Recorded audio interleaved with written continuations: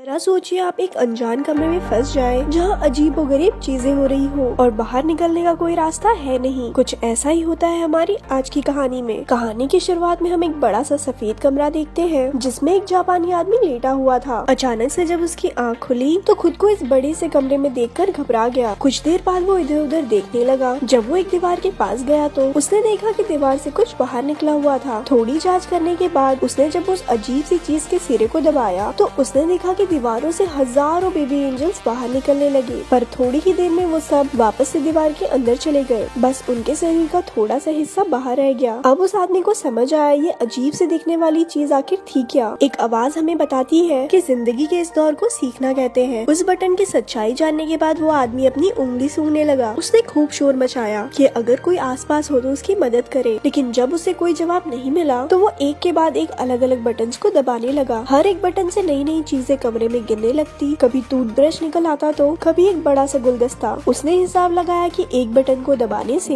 एक पर्टिकुलर चीज ही बाहर आती थी। उसने अपनी इस थियोरी को टेस्ट करने के लिए एक ही बटन को बार बार दबाकर चॉपस्टिक्स का ढेर लगा दिया, लेकिन अगले बटन को दबाते ही एक शॉपिंग कार्ट तेजी से निकला और जोर से उसके पैर पर लगा, जिसकी वजह से वो दर्द में चिल्लाने लगा। जब उसने अगले बटन को दबाया तो वो ट्रांसफॉर्म होकर एक बच्चे के पिछवाड़े में बदल जाता है, जिसने उसके मुंह पे फाड़ दिया। इसके बाद उसने अलग अलग बटनों को दबा कर ढेर सारी चीजें इकट्ठा कर ली। जब वो एक बॉल से खेल रहा था तो वो जाकर एक बटन पर लगी, जिससे सुशी नाम की एक लजीज जापानी डिश बाहर आ निकली। वो खुश था क्योंकि उसे वाकई में बहुत भूख लगी थी। वो सोच रहा था कि सुशी के साथ साथ सोया सॉस भी मिल जाए तो मजा आ जाएगा, पर उसके बार बार बटन दबाने के बाद भी हर बार सिर्फ सुशी ही निकलती। तो वो चुपचाप जो मिला वो खाने लगा। खाना खत्म हो जाने के बाद जब उसने फिर से और मंगवाने के लिए बटन दबाया तो अब की बार एक सोया सॉस की बोतल उसके सामने आ गई। उसने गुस्से में बोतल को दूर फेंक दिया कि जब जरूरत थी तब तो आई नहीं। अगला बटन दबाने पर उसे 3D चश्मे मिले। चश्मा पहनकर उसे एक बेबी एंजल अपनी बटन की तरफ इशारा करते हुए दिखने लगा। ये देखकर वो बहुत खुश हो गया कि मैंने तो कमरे का रहस्य सुलझा लिया है। लेकिन बटन दबाने पर एक काउंटडाउन शुरू हो गया, जिसके आखिर में दीवार से एक बहुत बड़ा पिछवाड़ा बाहर आया और उसने उसके मुंह पे फाड़ दिया। थोड़े और बटन दबाने के बाद उसे एक किताब मिली जो उसे काफी मजेदार लगी। कुछ घंटों में उसने उसके 5 पार्ट पढ़ डाले, लेकिन जब उसने छठी किताब पढ़ने के लिए बटन दबाया तो 7वीं किताब बाहर आई। परेशान होकर उसने दूसरा बटन दबाया, लेकिन उसमें से भी 8वीं और 9वीं किताब निकली। किताब की चाह में उसने एक और बटन को दबाया, तभी उसे अपने पीछे एक दरवाजा दिखाई पड़ा। वो उसे देखकर बड़ा खुश हुआ कि आखिरकार अब वो बाहर निकल सकता है, लेकिन अपने इसी एक्साइटमेंट में वो यही भूल गया कि आखिर वो बटन था कौन सा। तो वो ऐसे ही कोई भी बटन दबाने लगा। पहली बटन दबाने पर एक अफ्रीकन आदमी एक दीवार से दूसरी दीवार की ओर भागते हुए गया। दूसरे वाले से उसके सर पर पानी गिरने लगा, लेकिन आखिरकार तीसरी बार में दरवाजा खुल गया और वो जैसे ही बटन को छोड़कर दरवाजे की तरफ जाने लगता वो दरवाजा बंद हो जाता। कुछ देर ट्राई करने के बाद वो समझ गया कि जब तक बटन दबा रहेगा तभी तक दरवाजा खुला रहेगा। वो रनिंग पोजीशन लेकर बटन पर खड़ा हो गया ताकि जल्दी से दरवाजे तक पहुंच जाए, लेकिन इससे पहले कि वो दरवाजे तक पहुंचता दरवाजा बंद हो गया। इसके बाद उसने बहुत से अतरंगी तरीके अपनाए, लेकिन किसी ने भी काम नहीं किया। उसने शॉपिंग कार्ट पर बैठकर जल्दी से दरवाजे तक पहुंचने की कोशिश की, लेकिन सब बेकार। इसके बाद उसने अपना दिमाग लगाया और एक गुलदस्ता उस बटन पे रख दिया, लेकिन वो इतना भारी नहीं था कि उसे दबाए रख सके, तो उसे अब गुलदस्ते को भरना होगा। उसने पानी वाला बटन दबाकर उसमें पानी भरने की कोशिश की, लेकिन पानी उसके शरीर के अलावा कहीं गिरता ही नहीं था। फिर उसने दिमाग लगाकर गुलदस्ते को सुशी से भर दिया। वो बड़ी मुश्किल से उसे वहाँ लेकर गया, लेकिन उसने गलती से उस गुलदस्ते को किसी दूसरे बटन पर रख दिया, जिसके बाद वो अफ्रीकन आदमी भागता हुआ आया और उसे टकराने की वजह से गुलदस्ता भी टूट गया। वो गुस्से और फ्रस्ट्रेशन में चिल्लाने लगा। उसने कुछ और छोटे मोटे पैतरे लगाए, लेकिन दरवाजा हर बार उसके पहुंचने से पहले ही बंद हो जाता। फिर गलती से एक बटन दबाने पर एक रस्सी नीचे आई। उसने हिसाब लगाया कि वो रस्सी से झूलकर जल्दी से दरवाजे तक पहुंच सकता है, और ऐसा हुआ भी। लेकिन जब उसने दीवार के पीछे दरवाजे को खोलने की कोशिश की तो पता चला कि इसे खोलने के लिए एक चाबी की जरूरत थी। वो दीवार के बंद होने से पहले कमरे में वापस आ गया। जब उसने गुस्से में दीवार पर एक लात मारी तो एक चाबी हवा में तैरने लगी, लेकिन दरवाजे की ही तरह ये चाबी भी बटन छोड़ते ही थोड़ी देर बाद गायब हो जाती। अब उसे कोई तरीका ढूंढना होगा जल्दी से चाबी लेकर दरवाजे तक पहुंचने का। लेकिन जब उसने चाबी वाला बटन फिर से दबाया तो दीवार में से एक कुत्ता बाहर निकलकर उस पर भौंकने लगा। वो फिर से कंफ्यूज हो गया क्योंकि सारे बटन एक जैसे तो दिखते थे। इसके बाद उसने सही बटन ढूंढकर उस पर सुशी का एक टुकड़ा रख दिया। एक दो बार फेल होने के बाद आखिरकार वो चाबी लेकर दरवाजे तक पहुंच ही गया, लेकिन अभी मुसीबत खत्म नहीं हुई थी। दरवाजे के ऊपर एक नंबर वाला लॉक भी था। वो जल्दी से कमरे की तरफ गया, लेकिन बाहर निकलते हुए फिर से दीवार जोर से उसके पिछवाड़े पर लगी। उसने फ्रस्ट्रेशन में प्लंजर दूसरी तरफ फेंका और उसकी एक बटन के लगने पर फिर से अफ्रीकन आदमी बाहर आया। लेकिन अब की बार उसने नोटिस किया कि उस अफ्रीकन आदमी के सर पर 3 नंबर लिखे हुए थे और शायद उसी नंबर से वो ताला खुलेगा। क्योंकि दीवार बार बार बंद हो जाती थी तो उसने 3 बार में वो ताला भी खोल दिया। दरवाजा थोड़ा जाम सा लग रहा था तो उसे थोड़ी एक्स्ट्रा जान लगानी पड़ी और इतने में दीवार भी वापस नीचे चली गई। वहाँ पर इतनी जगह थी ही नहीं कि वो दरवाजे को पूरा खोल सके। वो हताश हो गया और वहीं बैठकर रोने लगा। उसे कमरे के अंदर का समय याद आ रहा था। उसे एहसास हुआ कि कमरे में उसके पास कितना कुछ था। अब वो बाहर नहीं जा सकता था, लेकिन जो चीजें उसके पास थी उसने समय रहते उनकी कदर नहीं की। अचानक उसे अपनी बाहीं ओर से हवा का एक झोंका महसूस हुआ। वो उस नकली दीवार को खोलकर बाहर की तरफ भागा। वो पूरी जगह बिल्कुल एक जैसी थी। ऐसा लग रहा था कि मानो वो एक ही जगह पर भाग रहा हो। भागते भागते वो एक दूसरे कमरे में पहुंचा जहाँ रोशनी थोड़ी कम थी। उसके अंदर आते ही दरवाजा बंद हो गया। एक आवाज हमें बताती है कि जिंदगी के इस पड़ाव को प्रैक्टिस कहते हैं। उधर मैक्सिको के एक शहर में एक छोटे बच्चे एंटोनियो का परिवार काफी परेशान था। उसके पिता एस्कारगोट नाम के एक रेसलर है। आज उसका एक मैच है जिसकी वजह से वो काफी अजीब सा व्यवहार कर रहा था। उसकी पत्नी सोच रही थी कि क्योंकि उसका विरोधी इतना जवान है इसीलिए वो थोड़ा डरा हुआ होगा। लेकिन एंटोनियो के दादा ने कहा, तुम लोग देखना, एक्सपीरियंस के सामने जवानी का जोश ठंडा पड़ जाएगा। इसके बाद एस्कारगोट मैन जल्दी से स्टेडियम पहुंचकर तैयार हो गया और मैच से पहले भगवान का ध्यान किया। उधर स्कूल में बच्चे एंटोनियो का मजाक उड़ा रहे थे क्योंकि वो सच में मान रहा था कि उसके पापा जीत जाएंगे। मैच का वक्त होते ही एंटोनियो और उसके दादा भी स्टेडियम पहुंचे। वो जल्दी से सीट लेकर बड़ी उत्सुकता से मैच शुरू होने का इंतजार कर रहे थे। पहली टीम का नाम था नॉर्दर्न टफ, जिसमें 2 जवान जोशीले पहलवान थे। इसके बाद एंट्री हुई एस्कारगोट मैन और उसके साथी सिल्वर ईगल की। सिल्वर ईगल पहले तो बहुत बेहतरीन तरीके से लड़ रहा था, लेकिन फिर दूसरी टीम के दोनों रेसलर ने उस पर एक साथ हमला कर दिया। वो इशारा करके एस्कारगोट मैन को भी बुलाने लगे, लेकिन वो नियमों को तोड़कर नहीं लड़ना चाहता था। उधर सिल्वर ईगल ने चकमा देकर दोनों रेसलर्स को आपस में ही भिड़ा दिया और खुद बाहर निकल आया। अब एस्कारगोट मैन की बारी आई, जिसपे वो दोनों पहलवान भारी पड़ रहे थे। उनमें से एक उसके सिर पर कुर्सी मारने ही वाला था कि कमरे में बंद उस जापानी आदमी ने एक बटन दबा दिया, जिससे एस्कारगोट मैन की गर्दन अचानक से लंबी हो गई और उसने दोनों पहलवान को सर मारकर एक ही बार में नॉकआउट कर दिया। लेकिन उधर कमरे में तो कुछ भी नहीं हुआ, इसीलिए वो बार बार उसी बटन को दबाने लगा। इसी चक्कर में एस्कारगोट मैन ने अपने साथी सिल्वर ईगल, रेफरी और अपने बेटे एंटोनियो तक को सर मारकर नॉकआउट कर दिया। इसके बाद वो पागलों की तरह अपने सर से घंटी बजाने लगा। कमरे में उस आदमी ने अलग अलग बटन दबाना शुरू कर दिए। किसी बटन से एक सिंगर के मुंह से गाते हुए आग निकलने लगी तो किसी बटन से रशिया के एक जादूगर की जादू फेल हो गई। तीसरे बटन दबाने पर चाइना में एक आदमी अपने ही कुत्तों पर भौंकने लगा। उस आदमी ने देखा कि पिछले कमरे की तरह इस कमरे में छत नहीं थी, बल्कि ऊपर से रोशनी आ रही थी जिसमें एंजल्स उड़ रहे थे। इस बार उसके दिमाग में बहुत अलग चीज आई। उसने बटन को दबाने की बजाय उन्हें पकड़कर ऊपर चढ़ना शुरू कर दिया। वो कामयाब रहा और हर बटन के दबने से दुनिया के अलग अलग कोनों में कमाल की चीजें होने लगी। कहीं फूल खिलते तो कहीं कोई हाथी फिसल जाता। जैसे जैसे वो ऊपर जाता गया तो कहीं टोस्ट बनने लगे तो कहीं इंसान चांद तक पहुंच गए। जब तक वो ऊपर पहुंचा उसकी दाढ़ी और बाल बहुत बढ़ चुके थे। अब उसे दीवार पकड़ने की जरूरत नहीं थी, वो भी बाकी एंजल्स की तरह हवा में उड़ता जा रहा था। एक आवाज हमें बताती है कि उसने अब भगवान का दर्जा पा लिया है और अब पूरी दुनिया उसके हिसाब से चलेगी। आखिर तक आते आते उसके चारों ओर सफेद पंख उड़ने लगे जो उसे आखिरी कमरे तक ले गए। इस कमरे के दीवार पर पूरी धरती का नक्शा बना हुआ था और वहाँ अब तक का सबसे बड़ा बटन भी मौजूद था। वो उसे दबाने के लिए आगे बढ़ा और स्क्रीन खाली हो